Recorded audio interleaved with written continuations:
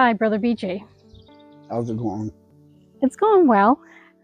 Thank you so much for sharing your story with us today. Not a problem. Um, can you tell us a little bit about what you went through before you met Jesus? Well, I grew up in Cambridge, Ontario, 1981, September 16th. I grew up with a mom that had diabetes, uh, a stepfather that was in and out of jail. He's not really my stepdad. He was never married to my mom. He was my mom's best friend. From a very young age, he was not a good influence. At 4 years old, he took me on my first B&E, which is break and enter. I didn't actually do the break and enter. I was the lookout person, and I got a case of pop for doing that. A little bit of backstory on him.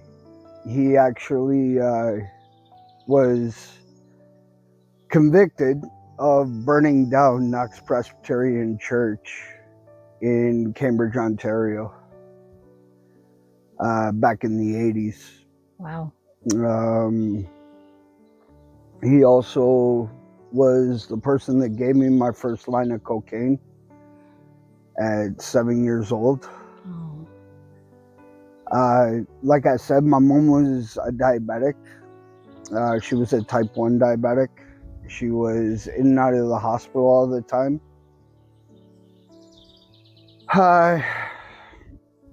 So basically, when she would go into the hospital, I would go to a relief foster home until she came out. And then in 2000,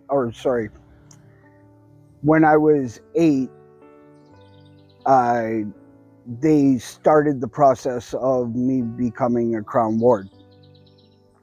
So I was basically property of the state. At 9 years old, I spent some time with a gentleman that was my godmother's husband's brother. He used to take me at nighttime to go clean John Galt Mall, which it was called back in those days, which is now the Cambridge Center. And at that point in time, nothing happened at the mall, but later on, he molested me from when I was 9 till I was 12.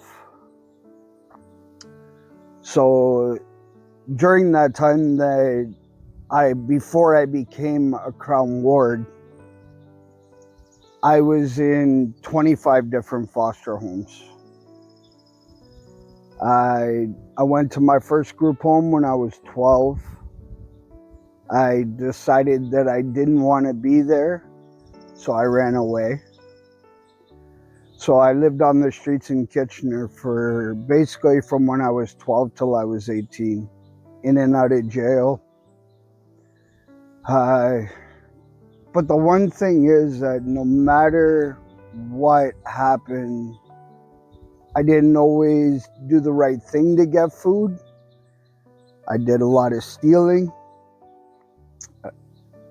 Not that I'm saying that's the way to go, but on the other hand, I never got busted doing that, right? And that was one thing that kind of always made me think, like, is there somebody watching out for me and making sure that I'm not getting busted for this? Because they know that I need it to survive, right? So it was definitely a difficult time. I started smoking weed at 9 years old.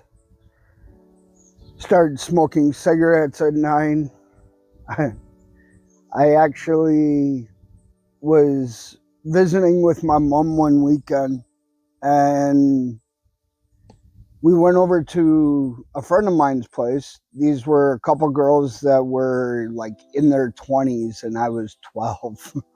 So the relationship was definitely a little weird, but I had no problem with it. I mostly hung out with older people as it was.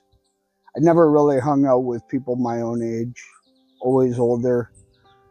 But we were over there one day, and my mom was there. We were sitting around playing cards, and the girl handed me a cigarette. I took a couple puffs of it, and I butted it out. And my mom was sitting there, and she didn't say anything. But she's like, "Hey, you want to take a walk down to the store?" I'm like, "Okay." So we go out, take a walk down to the store, and as we're walking down, she's like, "Were you smoking?" I'm like, "Yeah." She's like, "Well, since you had the balls to do it in front of me, I'm going to buy you your first pack of smokes." So my mom allowed me to smoke when I was younger. It was funny. I don't know if many people remember this brand, but JPS, John Player Special. It was a black pack with gold JPS on it. Yeah, I don't think they have them anymore.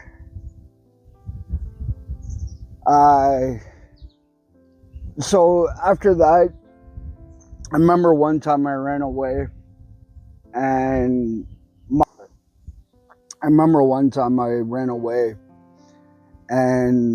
my mom actually was walking up and down King Street, showing them a picture of me because she didn't know where I was. And one of my friends at the time actually got a hold of me and told me that my mom was doing this and that she was looking for me and to go back to the group home because that's where she was. So I went back. She told me that she knew I didn't want to be there, but always keep in contact with her, right? Always let her know that I was safe and I was good.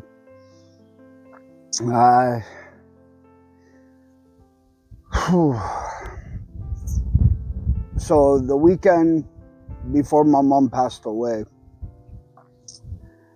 she's told me many, many times that I couldn't come down that weekend or any like different weekends because she wasn't feeling well. Well, that weekend, for some reason, I would not take no for an answer. And we got into a big fight, and I told her I never wanted to see her or speak to her again. So I tried calling her repeatedly on Saturday, no answer. I tried calling her Sunday, no answer. I told my girlfriend at the time that if I didn't get a hold of my mom on Monday after school, I was going down there. Well, at that time, my girlfriend was pregnant with somebody else's kid. Yeah. Me and her weren't even sleeping with each other at that point in time. She cheated on me with 6 of my good friends. Oh. And I still stayed with her for another 2 years after that. But she told me she was going to come down with me to go make sure that everything was okay with my mom. Well, when the time came after I called and there was still no answer, she told me she couldn't come down because she wasn't feeling well because of the pregnancy. So I'm like, all right, whatever, I'm going myself. So I went down to the bus station in Kitchener, And I seen one of my friends there, and I asked her, I'm like, hey, I need a ticket to go down and see my mom to make sure she's okay. She didn't feel comfortable giving me the money because she thought it could have been a scam. Like I could have been just trying to get money from her or whatever. So she bought me a ticket. Right back then, it was like $3.60. It wasn't a lot of money, right? But also at that point in time, cigarettes were $2.50, right? So I get on the bus. I'm getting ready to go, and the door opens, and I think it's the bus driver getting on the bus to drive down there. And it was actually one of the staff from my group home. Oh. He gets on the bus and he tells me, he's like, I know where you're going. I know you're going down to check and see if your mom's okay. If you want to go, I'll take you. I'm like, oh, well, I'm already on the bus. I'm like, no, I'll just go down on the bus, right? I know that if you take me, we're going to have to go back to the group home. Something's going to happen. And I'm not going to get to go down. And that wasn't happening. So I'm like, no, it's okay. And he's like, no, I'll take you right now. I'm like, okay. I will say that that was one of the best decisions and trusting God that I ever did. I know God put him on that bus that day because what happened was we got down to my mom's place, and at this point in time, she was actually living on her own right before she passed.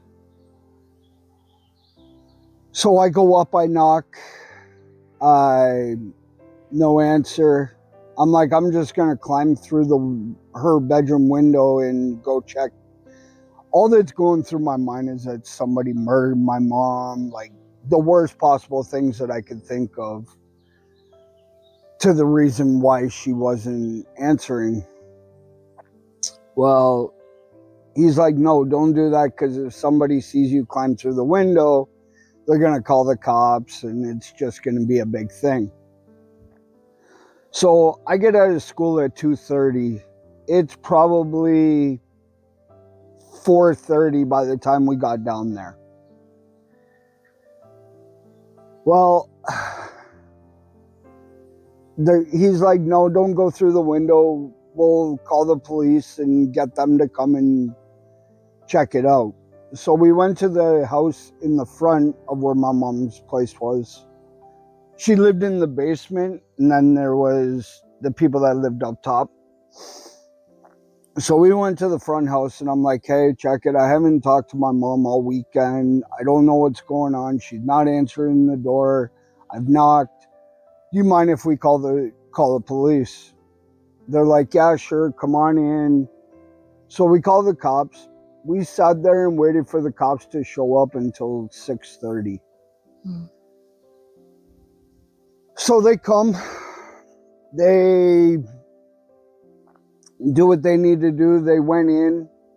I was standing outside, and they come out and they're like, we need you to come in and identify a body. I'm like, okay. So I go in, and my mom's on the couch. It looked like she just came out of the bath or shower because she had a towel around her, but the towel was open. And when I came in, I seen her, I froze. I couldn't move. I stood there for like a half hour just staring at her. And finally I came to, and they're like, is this her? I'm like, yeah. They're like, okay, well, can you go back outside? I'm like, yep. So I go back outside. First thing I did was I punched the column. smashed my hand. And then the other staff member that was with me, he brought me to the pool hall to basically take my mind off of it. So we sat there, we played pool for a bit, and then we went back to the group home. And my roommate at the group home at the time was one of my really, really good friends. And I want to say that if he ever sees this, I thank you so much for everything that you did that night for me, staying up with me all night, just being there for me. Like, you don't know how much that meant to me. That's actually a funny story, because last year I seen him. I went down to Hamilton Comic-Con. I was outside having a cigarette, and I heard his voice. And I turned around and I'm like, Sean?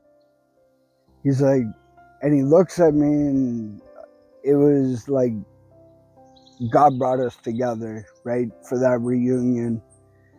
It was an awesome weekend. We got to talk. Like, I did thank him in person about all this. He told me that it was his pleasure to be there for me, right? He was glad that he was the one that was there for me. So the way God works, it doesn't matter what you go through throughout your life. He's always there, right? You may go through hard times. You may go through stuff that doesn't make sense at the time. But just like me doing this testimony now, I pray that it helps one person that's going through it to know that it doesn't matter, because you can always get through it. I'm not saying it doesn't matter what you're going through. It doesn't matter that, oh, give me the words.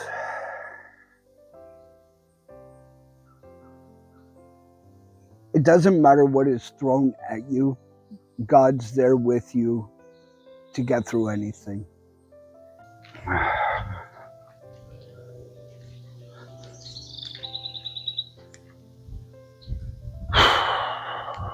So at 18 was the first time I tried committing suicide. My girl at the time, I found out she cheated on me with one of my really good friends. If you know what Tegretol is, it's an epileptic seizure pill. Oh, I took 98 of them. wow. I died 4 times on the way to the hospital. I was in a coma for 5 days. Now, the thing about the coma was really weird, because I remember it. I remember seeing nothing but black. And then I came out of it.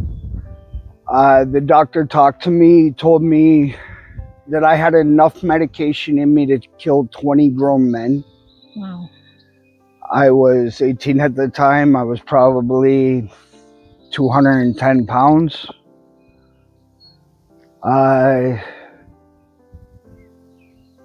He told me that I should not be able to walk, talk, do anything. I walked away from that with my short-term memory is terrible. That's the only thing I walked away from that with. Which is another sign that God was definitely watching out for me.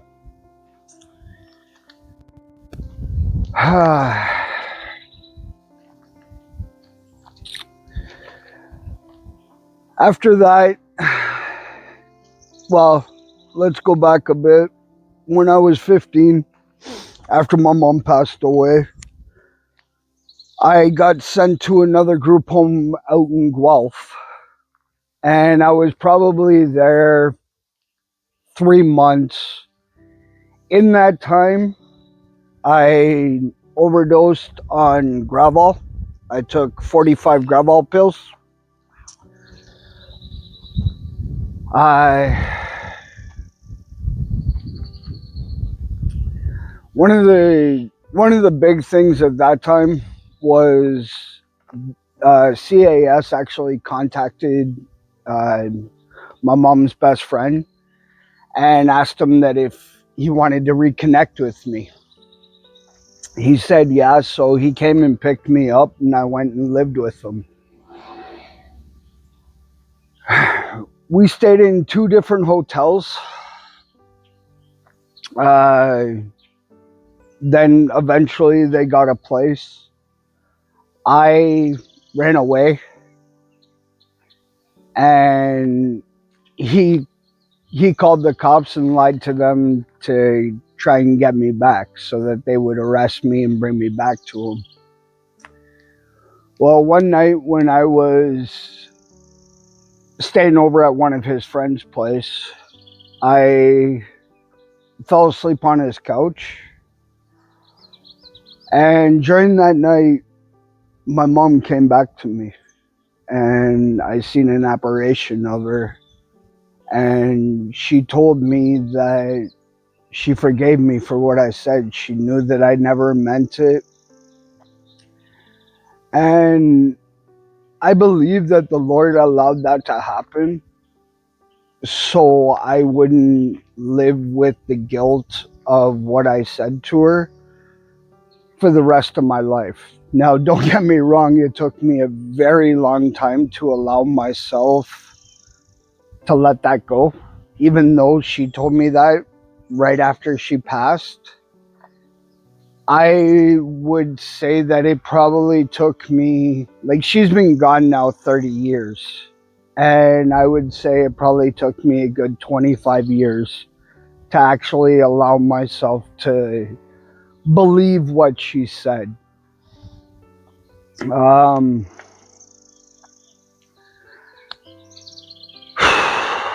After that, I was in and out of jail.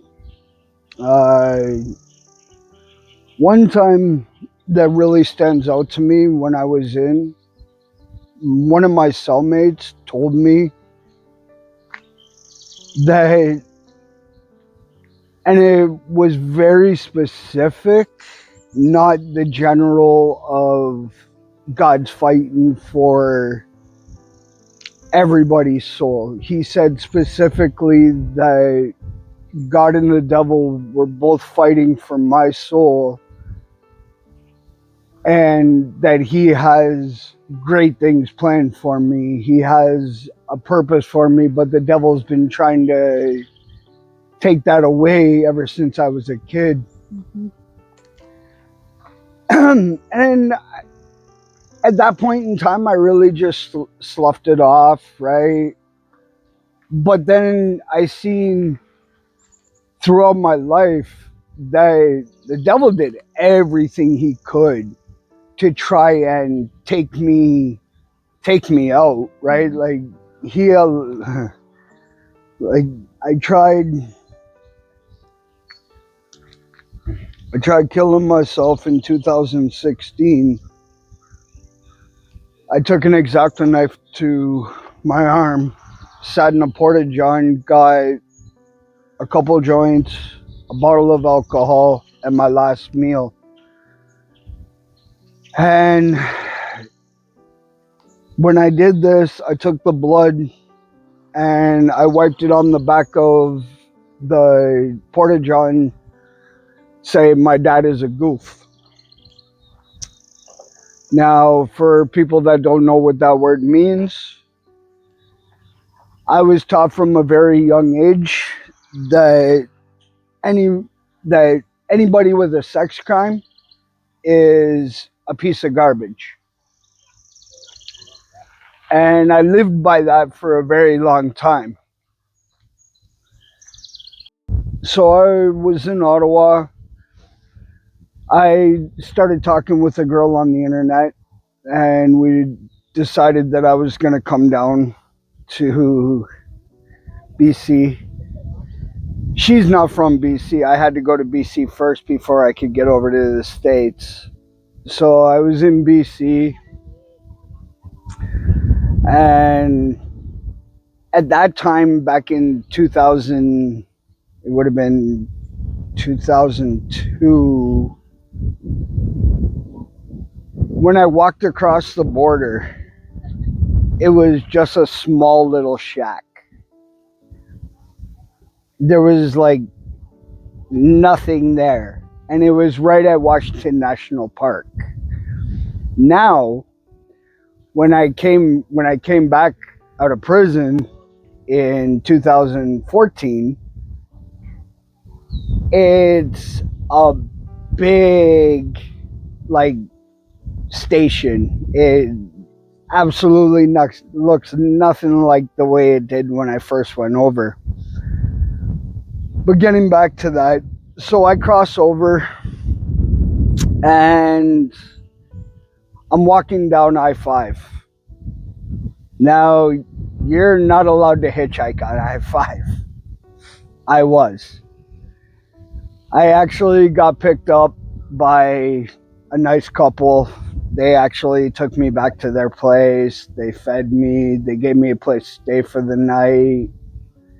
And they were really, really nice to me. Like, 100% that God sent them my way. Especially since I wasn't supposed to be hitchhiking down the I-5. But after that, I went to Bellingham, Washington for a little bit. Now, let me just say that the person that I was talking to, that all fell through. So me and that person never met or anything like that. They just stopped talking to me. And I was already in the States. So I was like, oh, well, I guess I'll stay, check it out. So I stayed at a shelter in Bellingham, Washington. It was all right. I met some pretty cool people. I was still doing a lot of drugs at that time. So I hooked up with this one couple, and they told me that they were going to Mount Shasta in California. So the whole time that we were going down there, we had to panhandle money to get gas to be able to make it there. So we did what we needed to do to get there. And we stayed on that mountain for 2 weeks. So basically what it was called the Rainbow Gathering.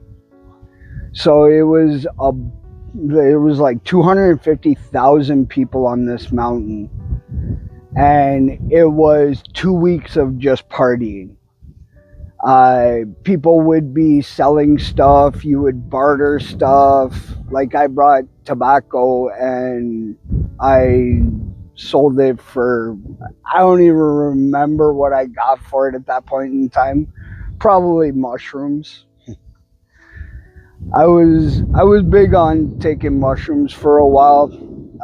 One of my birthdays, I decided to go all out and I took 30 grams.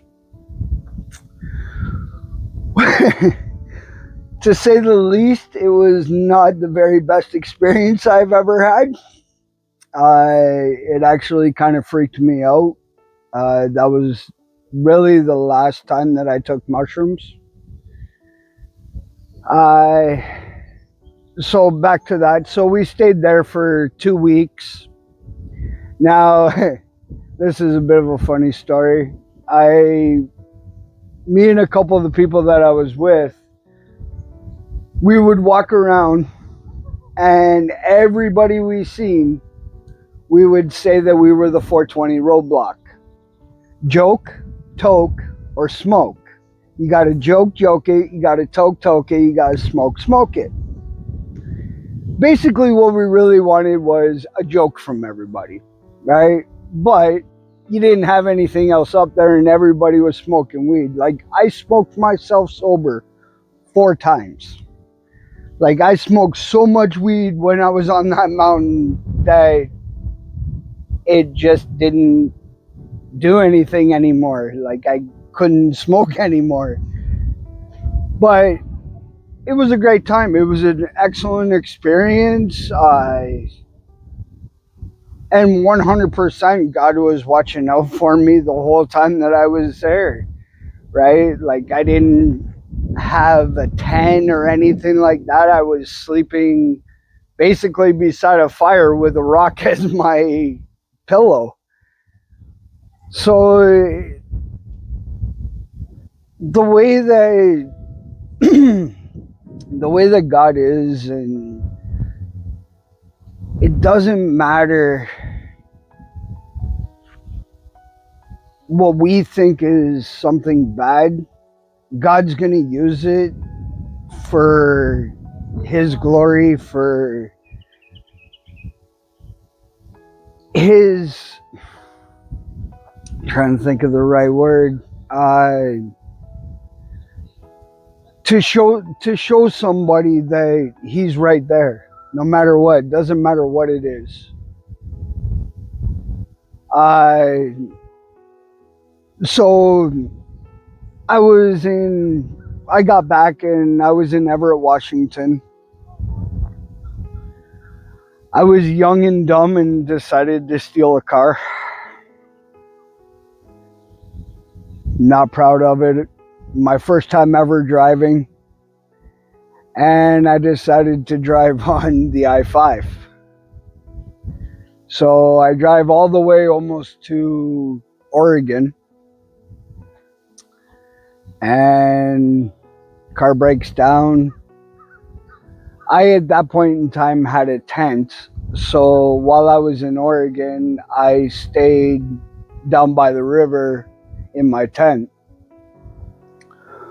Well, someone asked me if I could help them try and retrieve some money. I'm not the biggest guy, but supposedly I look like I can intimidate somebody to give them the money that they wanted or that was owed to them. And he told me that he would pay me half. So I did it. He told me that he would give me half. He got a check from the guy. And he told me that he would come back and give me my money. Well, he didn't come back. So I was walking downtown and I seen him. And he was with a girl. And I walked up, I punched him in the mouth and asked him where my money was. He told me he didn't have it, but he would get it to me. So I decided, well, you owe me this money and I don't know if I'm ever going to see you again, so I'm going to do something I normally wouldn't do. And I asked his girlfriend to come stay with me until he brought me my money. Well, that turned out to be a very bad situation.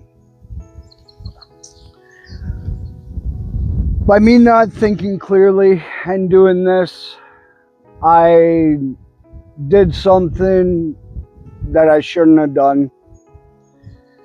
Me and her had relations. And the next morning, while she was still in the tent with me, cops came to my tent. So they come to my tent, they pull me out, they asked me what my social security number was, which I didn't have, so I gave them my social insurance number.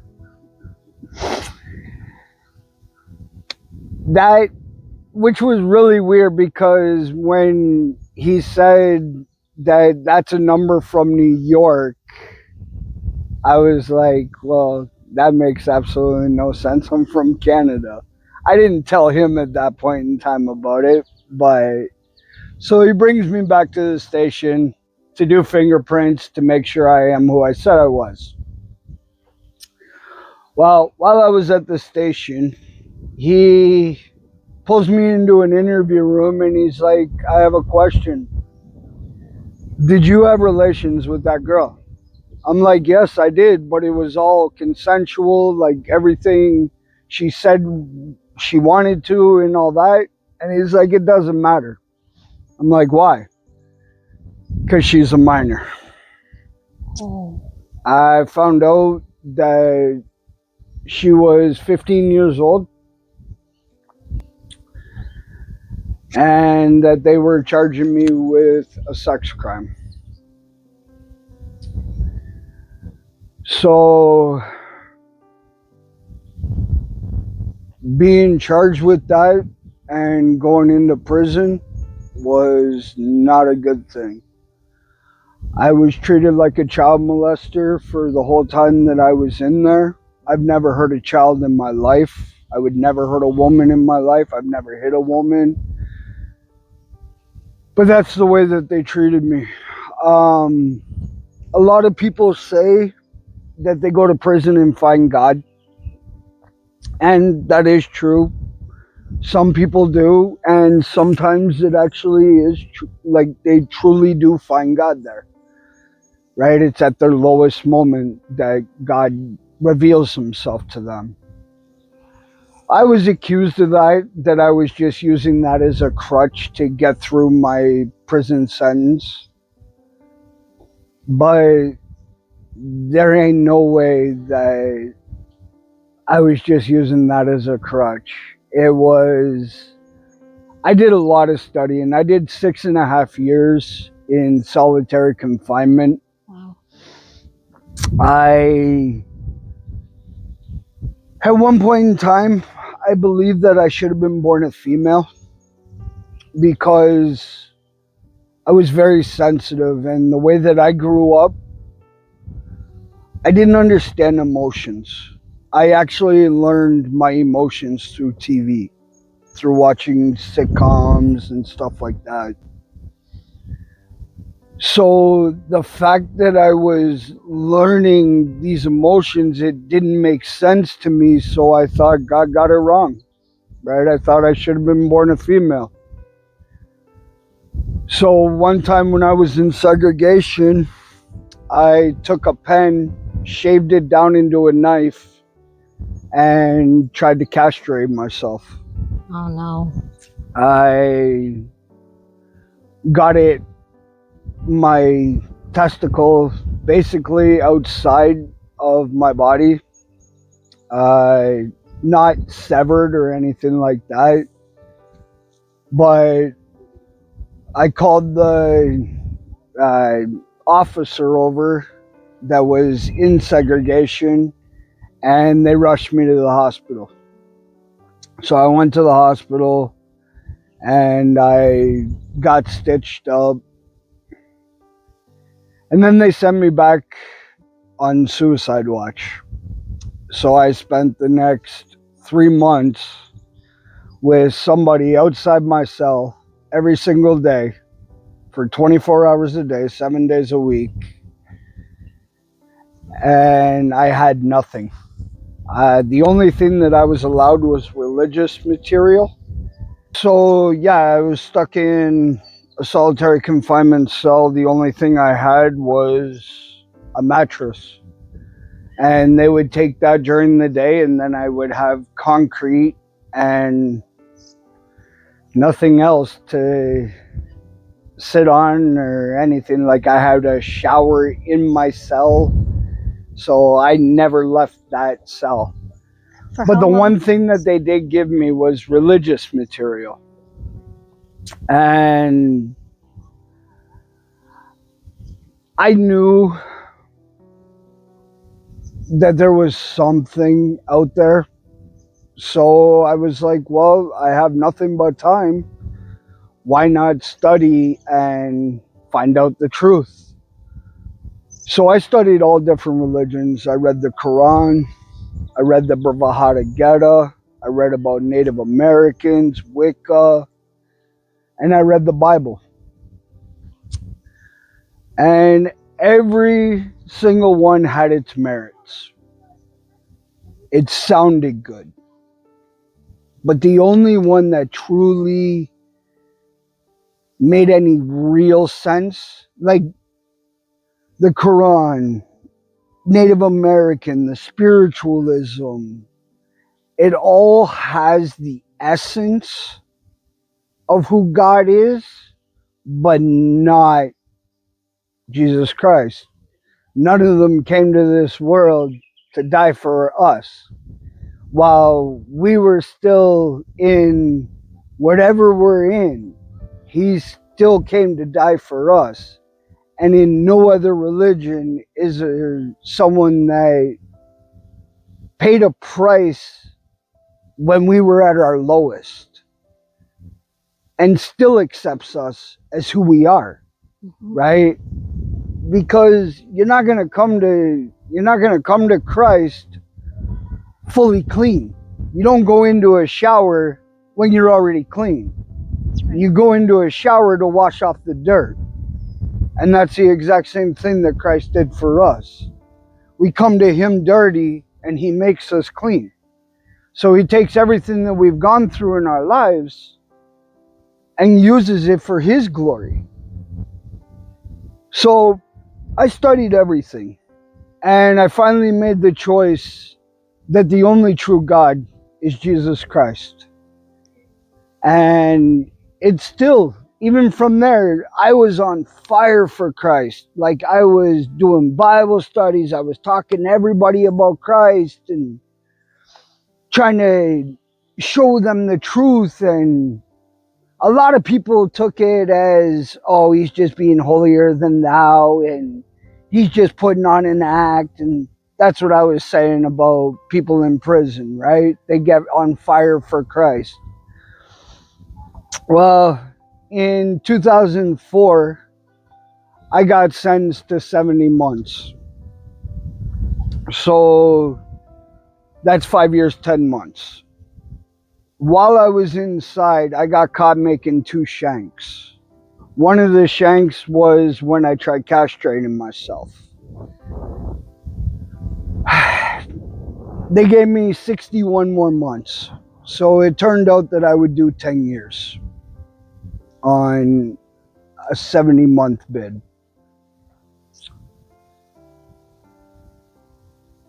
I got out. I was still on fire for Christ. And then life hit. As soon as I seen somebody smoking a cigarette, I went right back to smoking. As soon as I got offered a joint, I went back to smoking weed. But it was kind of worse because I got introduced to methamphetamines. Now, I found out that I couldn't smoke meth because it would make me fall asleep, which is the total opposite of what meth does. Now, let me give a little bit of a backstory. With me, everything works different. So an upper would act as a downer for me, and a downer would act as an upper. So when I would do meth, I would feel normal. I would feel, yeah, I would still be awake and stuff like that, but I didn't get that really big adrenaline. It just leveled me out. So I continued to do it till 2016. Now, I've never been one for shooting. Needle injection. But that was the only way that I could do meth, and it would actually do something. So I decided to shoot it. I've destroyed all my veins in my hands, my arms. The only vein that I still have that still works is this vein right here. And that one is only used for medical. So I left that one alone. I didn't mess with that one because that's the last thing I want is a nurse to have to stick it in my neck or something like that. So, but that's when that was when in 2016 that I did this. I was coming off meth. So while I was in BC, I was selling drugs to take care of my habit. I was smoking a lot of crack cocaine at that point in time. Now, to give a bit of backstory on that, I did my first line of cocaine at 7 years old. I was in and out of it throughout the rest, like that part of my life, all the way up until 2017.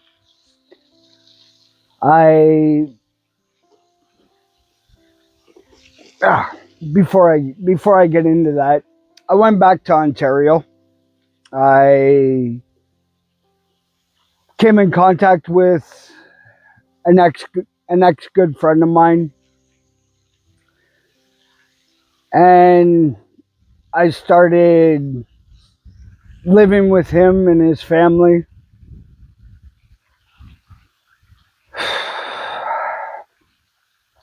I was still doing drugs at that point in time. I was doing it more covertly so that he wouldn't know about it. Well, I left and I went up to Mississauga. And one night I got a hotel room with a so-called friend of mine, not the person that I was just talking about. And we decided to grab an 8 ball and get high. It was Halloween. I got a call from my adopted mom that my adopted sister just committed suicide. Well, my stepdad told me that if I ever screwed him over, that he would kill me. And it didn't matter how long it took. So that thought was going through my mind that he had something to do with her death, and I don't know. I don't know for sure if he ever did or not, but I thought the person that was in the hotel with me was setting me up. So I had an X-Acto knife on the table. I sat up. I said DTA, and I stuck the X-Acto knife in my neck.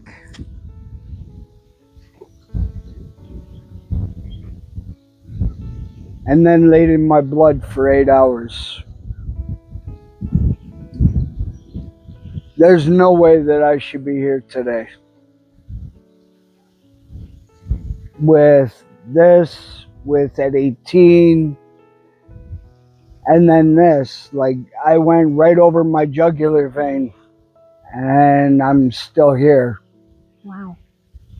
God definitely has a plan, and it wasn't my time to go. So the one thing I need to say, don't try it.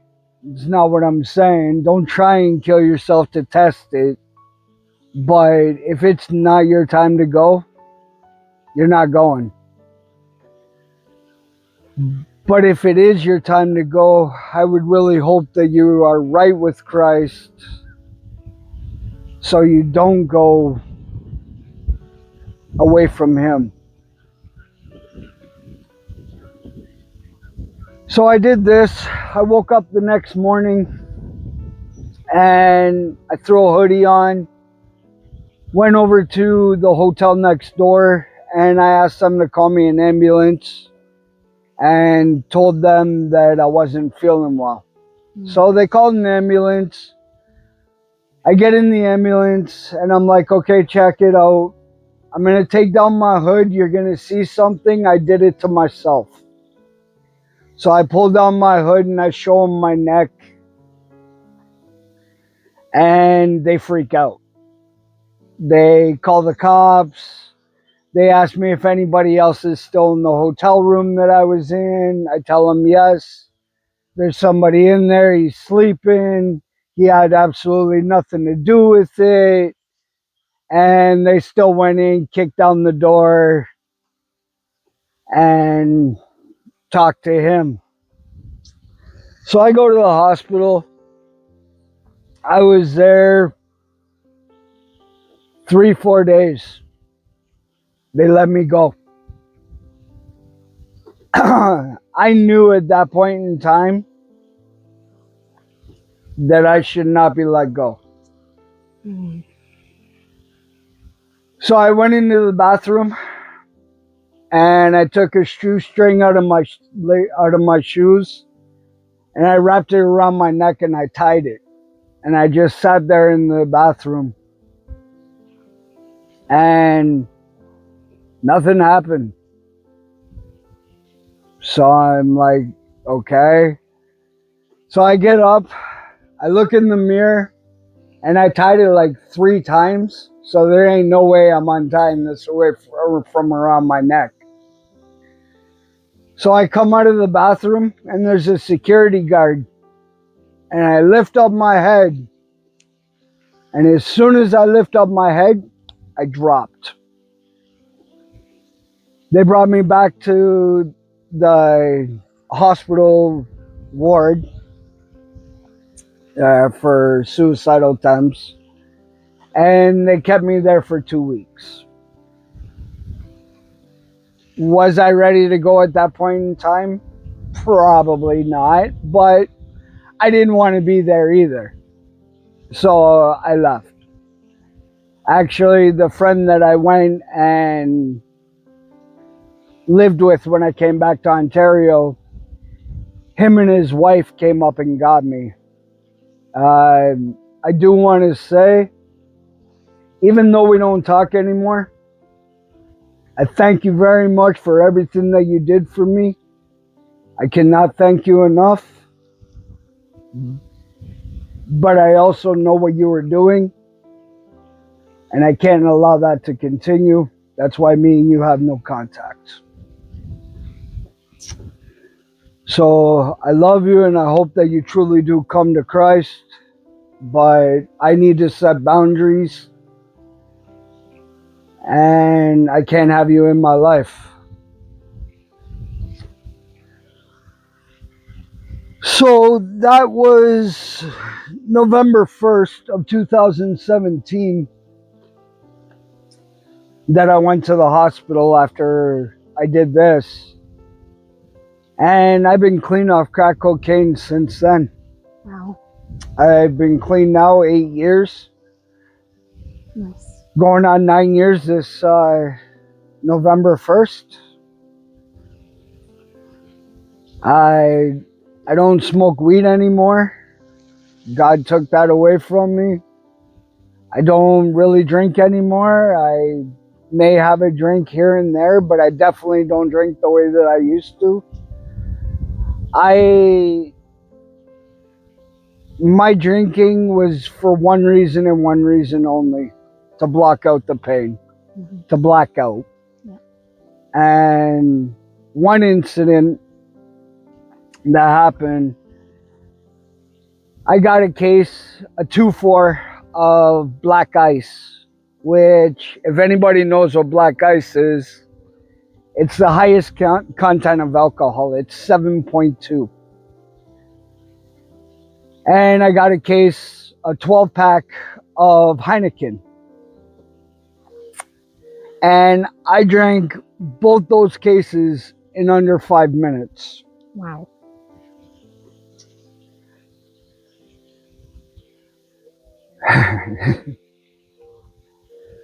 My body has been through hell. I'm surprised my liver, my kidneys all still work.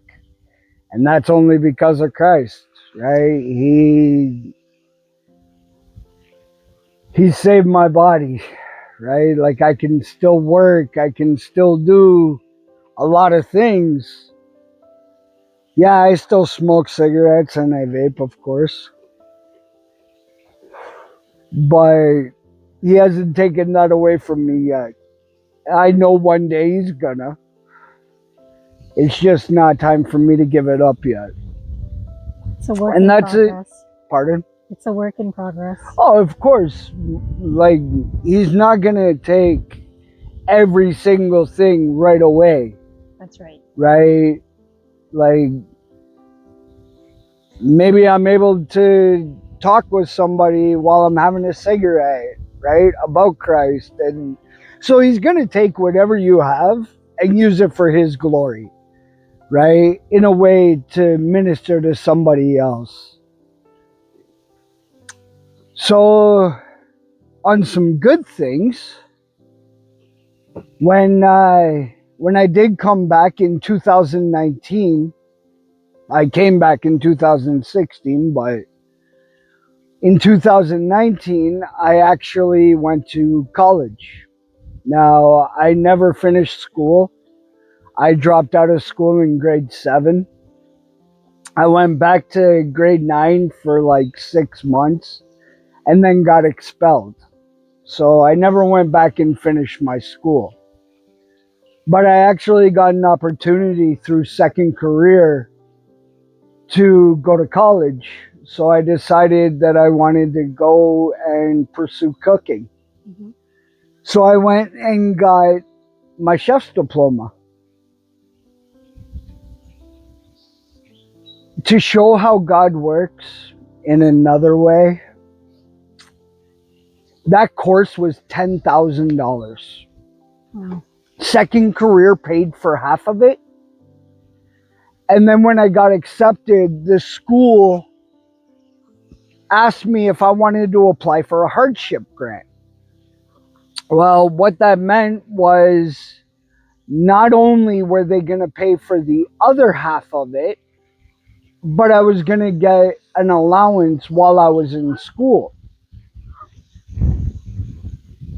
And it's very rare that people actually get it. You have to be in a dire situation, but I actually got it. So I did not pay anything for my college. God put me through. Actually, 2 weeks before I was supposed to finish school and do my exam, I got COVID.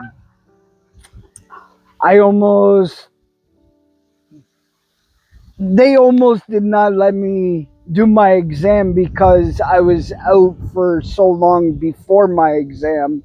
I was out 2 weeks, and you're only allowed out like 7 days, I think it was, at the max. Like not 7 days consecutive, 7 days like throughout the whole course. And I was gone for 2 weeks straight. I still went, did my exam, and I graduated. I didn't get to go to my graduation because of COVID. And the weird thing is actually during COVID, that school shut down. That school's no longer there. Wow. So that was the only time that I was able to go, was when I went. So it just shows that God has a plan for us all. And everything I've gone through in my life has made me the person I am today. And that is to give him the glory. That's right. So, as I tell you guys all this, I thank you very much for listening. It hasn't been easy. A lot of this stuff I don't like talking about. But if it can help one person know that what they're going through, God's right there with you. And he'll always be there with you.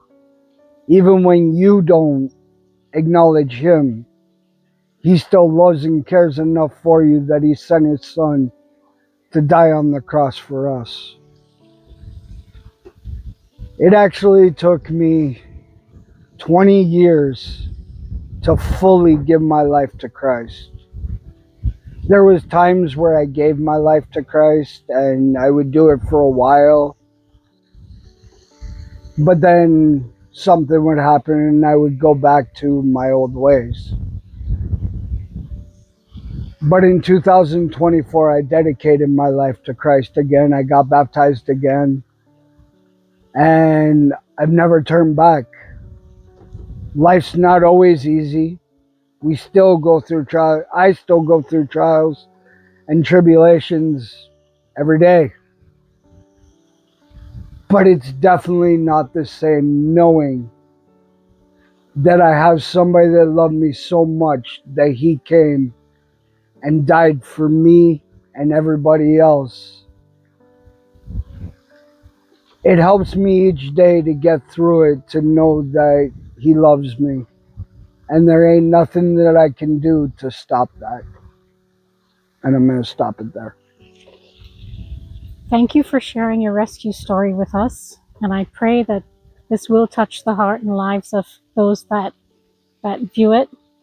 Again, I know it wasn't easy for you, and we give God praise that you're here with us. You've been through a lot, and we thank God for you, and we thank God for what he's doing in your life and what he will do in the life of others. Amen.